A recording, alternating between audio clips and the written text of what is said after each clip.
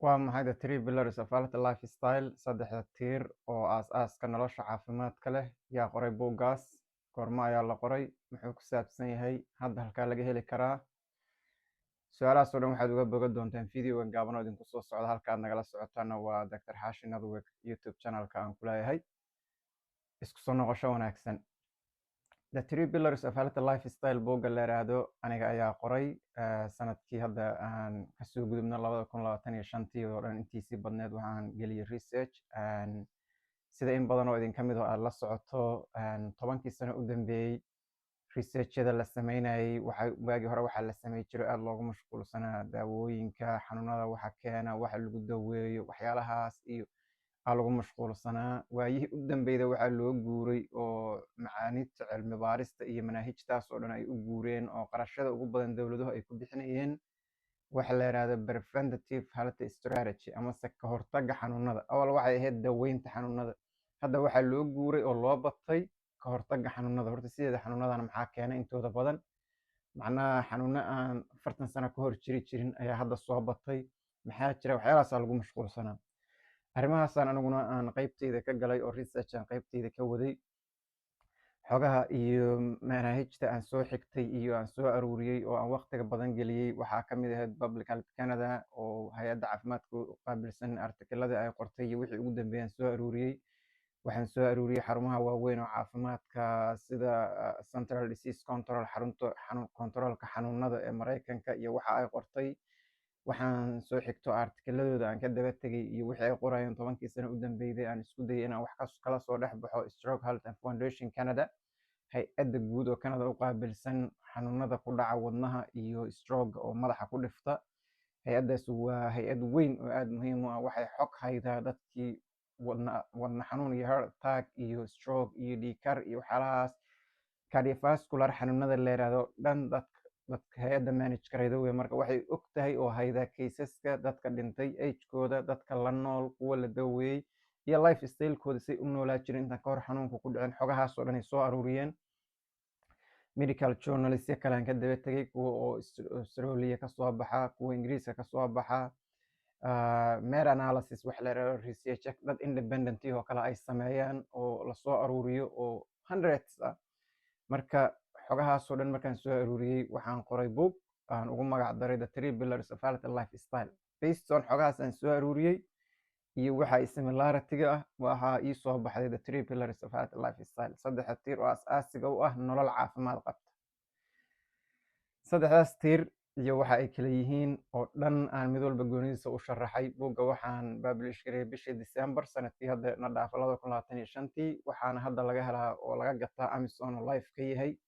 videogan markuu dhammaado linkiga ayaan idiin soo dhigi doonaa dadkii maaragta access u leh oo dadka westiga iyo jooga haddaad tahay oo maaragta accesska u leh in Amazon wax ka gataan. Amazon ku jira oo uu live ka yahay oo hadda laga gataa. marka buuggii oo dhan maadaama aanan soo koobi karin oo 10 video laga diyaari karo oo ay mashruuc dheer tahay. sidoo kale buugga waa ku tala jiraa mustaqbalka inaan Soomaali u bedelo. hadda waa Ingiriis uu buuggu ku qoran yahay. marka maadaama maaragta audience aad u tira badan luqadda Ingiriiska ku hadla adduunka ay jiraan saasaan ugu qoray. laakiin mustaqbalka waa qorsheynaya inaan af Soomaali u bedelo asagoo Soomaaliya. hadda waa online oo ebook wey. sidoo kale hard copy asagoo oo caadi ah oo buug la taaban karaa inaan isagana soo saaro qorshaha way igu jirtaa. intaa markii laga soo gudbo waxaan rabaa inaan idinla wadaago coded yar oo xoga yaryar oo buuggaas ku saabsan oo jabtaro ka mid ah aan kasoo kood gareeyay hay-adahaas aan idiin sheegay waxyaalaha laga maaragtay ii sheeg ay soo qoreen. waxaan rabaa kale inaan idiin sheego saddexda tiir oo aas-aasiga ah waxa ay yihiin si aad maaragta idea uga heshiin idinkoon buuggiiba arag. saddexda tiir oo hay-adahaas iyo journaaladaas iyo medical expertiskaas oo ay isku raaceen waxa weeye number 1 physical activity. qofku inuu leeyahay dhaqdhaqaaq physical activity. weliba waxaa la sharaxay macnaha inta ay tahay maalintii inay physical activity samaydo. waa maxay physical activity? waa dhaqdhaqaaq. dhaqdhaqaaqaas wuxuu ku imaan karaa in the form of inaad lugaydo, inaad orodo, inaad banooni cayaarto, inaad dabaalato, inaad waxyaalo kale kubadaha gacanta laga tuuro iyo basketball cayaarto. any nooc inta badan waxay leeyihiin oo isku raacsan yihiin socodka ugu fiicanba oo maadaama uu si degdeg qofku u daalan oo waqti badan socon karo. waxay kaloo leeyihiin oo la isku raaca average-ka ah si xanuunada wadnaha ku dhaca looga hortago, khaasatan xanuunada wadnaha ku dhaca oo wadna istaaga iyo cardiovascularka. Cardio waa wadnaha, vascularkuna waa halbowlayaasha iyo artery. Wadnuhu waa qaybta weyn oo dhiigga bamgarayda, vasculariskuna waa qaybaha kuwa keena iyo kuwa ka qaada. Tubooyinkaas vascularis loo yaqaan, kuwa keena iyo kuwa ka qaada, marka ma kala haraan. oo xanuuno oo arterieska iyo blood restriction sameeya hadday dhacaan, wadnahana waa saameeyaan. haddii wadnaha problem ka yimaada, xididadaasna wuu saameynaya, marka ma kala haraan. marka waxay leeyihin si wadnahaagu u caafimaad qabo iyo cardiovascularkaaga ay u caafimaad qabaan, maalintii ugu yaraan 30 daqiiqo oo physical activity waa inaad gelida, ama orod ha ahaato, ama socod iyo lugeyn ha ahaato, ama baasakiil aad wadda ha ahaato, ama banooni aad cayaarta ha ahaato. minimum 30 daqiiqay leeyihiin. asbuuciina 150 daqiiqay kusoo aruurinayaan, laakiin waa minimum si uu maaragtay optimal function uu wadnahaagu u helo. sideeda jirka bini'aadanka looguma talagelin inuu static ahaado, meel fadhiyo oo mishin meel yaalaha, inuu socdo oo dhaqdhaqaaqa loogu talagalay si uu optimally u function gareeyo, si saxa uu meel walba maskaxda u shaqeeyo, wadnuhu u shaqeeyo, viral organiska muhiimka oo dhan ay u shaqeeyaan. marka tiirkaas ay iyagoo dhan isku wada raacsan yihiin hay-adahaas iyo cilmi baaristaas aan idiin sheegay waa physical activity, dhaqdhaqaaq jireed. tiirka labaad waa healthy diet, macnaha cunto aad cuntaa waxay sababi kartaa inaad si caafimaad leh u noolaato, oo aad waqti dheer si caafimaad leh oo aan xanuuna kugu dhicin biidnillahi kariim. cunto aad cuntaa sababi karta. sidoo kale cunto aad cuntaa waxay sababi karaan inaada jiraba ka bixinba, xanuunba inaada ka bixin, iyaduna way sababi kartaa. marka healthy lifestyle iyaduna waa maaragtay qayb ka mida, waa tiirka labaad oo ii sheeg healthy diet aa leedaha, waa dietka caafimaadka qaba. specifically dieta loo soo qaatay oo artikladaas iyo researchkaas oo dhan uu isku raacsan yahay, aniguna aan buugeyga ku qoray. waa ii sheeg cuntooyinka u badan fiber dietka, sida anaga weliba aad wadanka Soomaaliya ugu badan yahay. galeyda ku jirta, digirta ku jirta, masagada ku jirta, ama haruurka qoloba say u taqaano. waxaa ku jirta plant based diet ku jira, qudaarta noocay rabta ha ahaato, geedaha ka soo baxda, saliidda geedaha laga sameeya ku jirta. haddaad si u fiirsato waxa ay artikladaas oo dhan iska raacaya waaba cuntooyinka anagu aan qaniga ku nahay. saliidda geedaha laga sameeyo waa ogtiin, macsara maaragtay meel walba Soomaaliya, inta oo koonfurtaba ha u badnaatay, meel walba lagu shiidaho, inta geeda laga soo guro la shiidaho, iyadoo geedihii ku dhex jirjiraan la cuna. waa plant based oil iyo cuntada fiber dietka waxay aad u yareeyeen, u restrict gareeyeen, oo oppositekeeda oo poor dietka ka mid ah cuntooyinka processed foodka ah oo lasoo warshadeeyey, oo warshadaha kasoo baxay packageyada ku xiran, oo chipsiga uu ka mid yahay, oo noocyada kale macmacaanka iyo dhandhanaanka ay ka mid tahay, cuntooyinka cusbada ku badan tahay, saliidda oo ii sheeg animal productiga oo xoolaha ka timid, hilibka xoolaha, weliba hilibka guduudan oo sida ii sheeg haddii ilaahay kuu roon yahay ariga iyo lo-da iyo hilibkaas oo faadka uu ku badan yahay. maaragtay wadamadan galbeedka maadaama ay iyagu hilib nooc kale oo pork iyo ay cunaan, kaasay kusoo dareen, marka hilibka guduudan ay ku dareen. pork waa doofaarka qofkaan aqoon, marka hilibkaas iyagu ku dareen. laakiin categorical hilibyada guduudan oo dhan iyo maaragtay waxyaalaha saliidda u badantoo dhan waa fatty diet oo iyo processed foodka ah. waxay marka recommend gareen Mediterranean diet. Mediterranean diet waa cuntadaas saliidda oo organic ah oo geedaha kasoo baxda leh. waa cuntadaas fishka uu ka buuxo. Mediterranean-ka la yiraahdo fish ay u badan tahay, plant based cunto geedaha kasoo baxday u badan tahay, fiber dietka oo fiber kale ay u badan tahay, hadda aan sheegay wadankeega aadka ugu badan. marka ayaduna dietkaas ay ka hadleen, waxayna isaguna hagaagsan yahay, physical activity-guna ay hagaagsan tahay. maaragta waxaa la isku wada raacsan yahay inuu qofkaas caafimaad qabkiisa uu aad u dheeraa doono insha allah. chapterkaasuna waa chapter kaloo isaguna buugeyga ka mida oo aan isagana uga hadlay based on researchki iyo wixii aan soo akhriyay, xogihii aan kasoo aruuriyey, iyo maaragtay tiirka saddexaad oo isagana waxaa la yiraahdaa ii sheeg proper sleep ama good sleep aa la yiraahdaa. inta badan wadamadan adduunyadan hadda oo maaragtay internetkii iyo social mediahii iyo distractionka ay soo bateen, waxaa laga yaabaa qofkii inuu screen kusoo jeedo oo waqti dambe seexdo. waxaa laga yaabaa inuu tv hor fadhiisto. waxaa laga yaabaa in telefoonkiisba tv u yahay, macnaha indhihii maaragtay isagoo lightkii iyo weli maskaxdiisa wixii u daawada ku jira uu seexanaya, hadba wuxuu kusoo kacaya notification. maskaxdii macnaha ma nasanaydo. markaan maskaxdu aysan nasanna cells cusub ma generate garaynayo, jirku si optimally uma function garaynayo. marka haddii sleepkiisu qofku uu xun yahay ama hurdadiisu ay xun tahay, isagana waa khatar weyn oo caafimaada iyadana lafteeda ku jirta. Hal habeen hurdadu ay kaa tagto ama kaa qalqaloocata laga hadli maayo, laakiin life style laga hadlaya inay routine kuu noqoto, hurdada xumadaas ay kuu noqoto. Marka physical activity oo socda iyo dhaqdhaqaaq inuu qofku yeesho, uusan meel iska fadhin, gurigii iska fadhiyo, xafiis iska fadhiyo, markuu ka tago maqaayad fadhiisto, kasoo laabto, noloshiisoo dhan waxna cuno waxna cabo, uusan dhaqdhaqaaqna uusan yeelan. waxaa kaloo labo ah inuu cunto wuxuu arkaba uu iska cuno, cuntooyin saliid leh, kuwa la shiilay, kuwa hilibka ku badan yahay, waxaas uu iska cuno, oo maalintii 2 jeer inuu hilib cuno. macnaha sida caadiga macnaha waxaaba laga hadlayaaba hilibka guduudan xoolaha in wiigii mar ama laba mar ka badan aan la cuninba. dadka caafimaad qabka maaragta ka rabo life styleka ka rabo inay bedelaan, in fishka la badsado, in chickenka la badsado, waxyaalahaasay ka hadlayan. marka haddaan soo koobo, waa maaragtay in physical activity aad leedahay, cuntadaadu ay hagaagsantaho, balance garaysantaho, oo aadan wax aadan kastood aragta aadan iska cunin, si intentionally aad u cunto waxaad cunayda aad ogtahay waxa ay yihiin iyo waxa ay kuu keeni karaan, iyo hurdo fiican inaad seexato. saddexdaas shay markuu hagaago, caafimaadkaagu wuu hagaagaya. oo maaragtay waa inta maaragtay researchadu ay isku raacsan yihiin.